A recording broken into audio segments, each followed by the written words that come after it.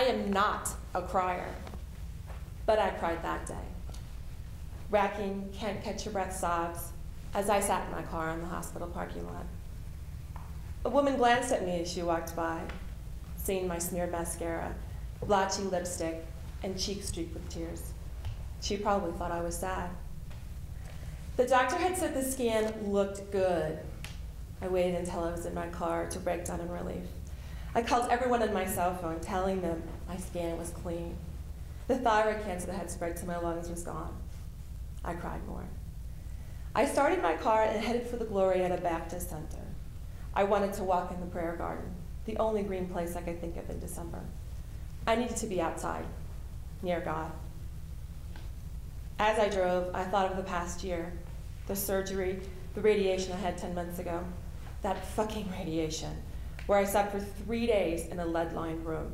My only visitor, a hospital tech who checked me every few hours with some type of Geiger counter. Most of the room was covered in plastic, like when you visit your paranoid grandmother who saran wraps the couch in case you spill something. The hospital put plastic on the phone, the toilet, the bed, to protect them from me, from my radioactivity. I was a radioactive danger to society, a prisoner in a lead-lined room who must be kept away from all the healthy people. The very nice doctors and the very nice nurses who came in stood behind lead-lined screens, staring at me.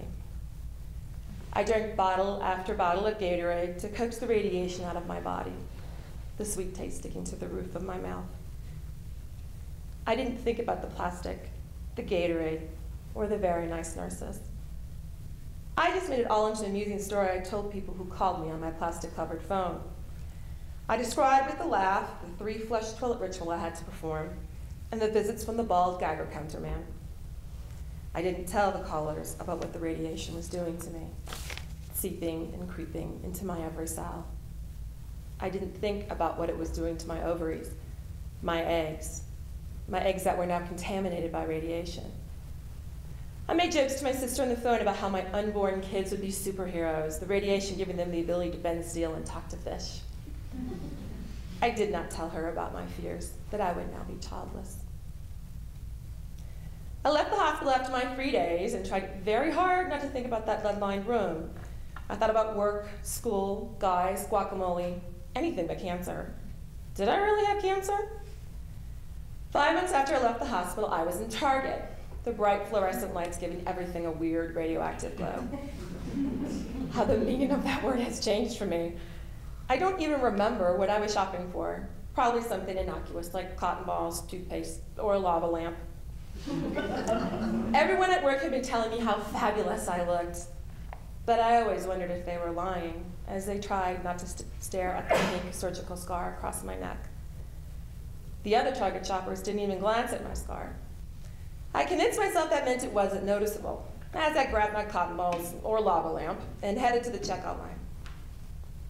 I plunked my purchases on the counter, not paying much attention to what I was doing, my mind, my eyes, my everything, on something else. And then I heard, "Hey, it's the scar lady!" I looked up.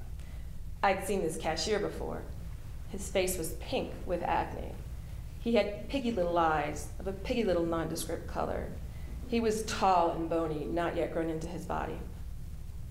For one tiny second that would stretch out for the rest of my life, I hated that stupid, idiotic 16-year-old boy.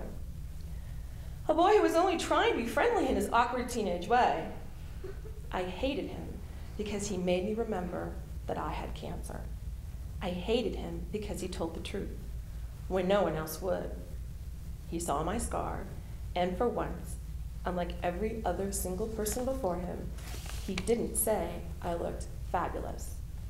He saw my scar for what it was. Terrible. I mumbled hello to the boy and left as quickly as I could, not wanting him to see the anger in my eyes. Maybe I should find that foolish, brainless, awkward boy and thank him for his honesty. But then I'd probably kick him.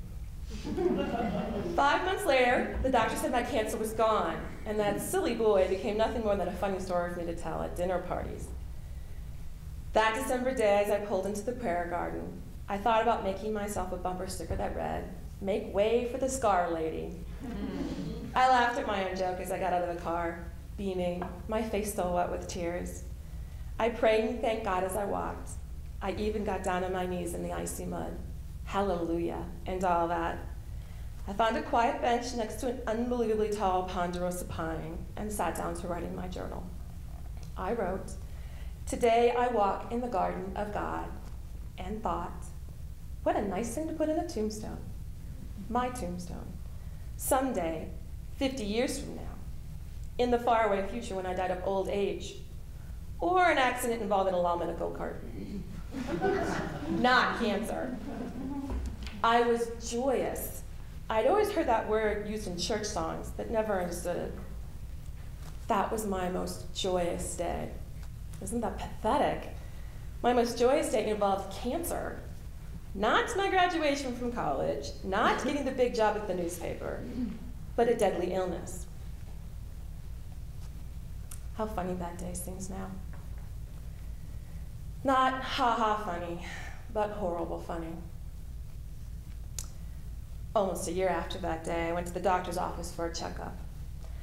I sat on the examination table, my feet not reaching the ground, kicking my legs like some preschooler sent to the principal's office. I was there for a checkup. A simple checkup, nothing more.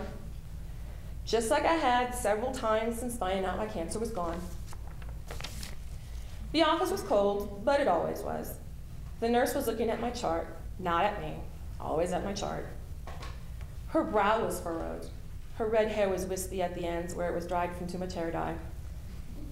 I was bored. As always, when I'm bored, I made a joke. I don't remember what I said exactly, something about being in remission. I laughed, but she didn't. She seemed so hesitant, so unsure. She said something about traces. She said the scan last year, the same scan the doctor said looked good, showed traces of cancer. I still had cancer. I was confused, too confused to ask questions, too confused to wonder why the doctor hadn't mentioned I still had cancer during my last 3 office visits. Had it just never come up in conversation? The nurse said when the doctor told me the scan looked good, he meant the cancer hadn't spread, not that it was gone. I work in words. I know their power. The doctor had said it looked good, the same as saying you're cured, right? In journalism, we call it paraphrasing a quote. I paraphrased that quote for a full year to my family, my friends, myself, telling everyone I was cured. The doctor said so when he saw my scan, didn't he? Or did I just hear what I wanted? Did I just want to forget so badly about lead-lined hospital rooms and awkward cashiers that I turned it around in my head? I needed facts. I needed this nurse with her bad dye job to tell me facts. I hang on to facts like that pink security blanket I had as a kid, the one I clutched into pieces while warding off the monsters in my closet. But she told me nothing in her sidestepping medical speak. She just talked about traces. I used to like that word. It sounds like it could be the name of an upscale apartment community. The Traces de Pignon, an exclusive apartment community in the Sangre de Cristo Mountains.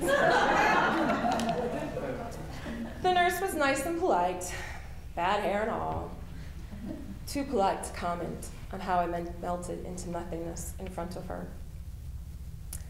I still think about that scene in the doctor's office, like it was inside a snow globe, and I'm on the outside, shaking up the globe and peering inside at the falling snow.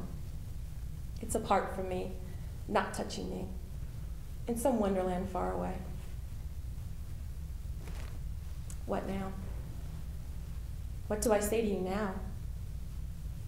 I don't know the answer to that. I wish I had some nice happy ending to give you, complete with a handsome prince and a Disney song. But the truth is, I'm still furious and devastated. That about covers it. Not much more to say than that. Too furious and too devastated for words.